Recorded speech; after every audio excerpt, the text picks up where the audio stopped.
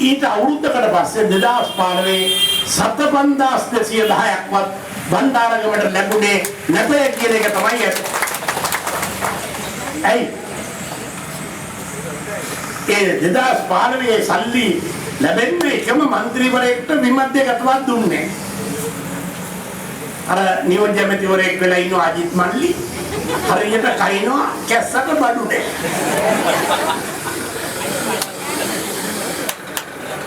මොකද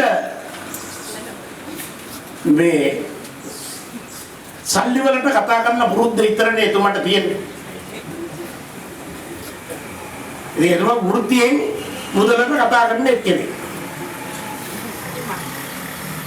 එතුමා මේ ප්‍රදේශයේ පාරවල් ටික වෙනස් කරන්න ඒ වෙනස් කරන්න හුඟක් දේවල් නැහැ.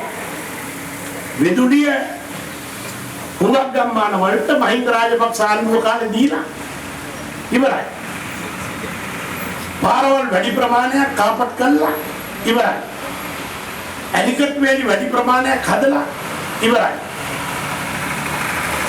නමුත් අද වෙනකොට ඇතිවෙච්ච ප්‍රතිඵලය තමයි තමුන්ලාන්සලා බය නැතුව සැකයක් නැතුව දරුවා එක්ක පාසලට යන්නේ නැතුව ප්‍රභාකරන් හා ත්‍රස්තවාදයේ නිමුණාට පස්සේ හිත පිළිබඳ බලාපොරොත්තුවක් තියෙන රටක් ලෙස තමයි ලංකාව තිබුණේ. ආණ්ඩුව එනකොට ඒ සියලු අපි කරපු ඒවට වඩා මහා ප්‍රාත්‍යාර්ය ජනක සංවර්ධනයක් කරනවා කිව්වා. ඒ කරන්නේ කෙසේද?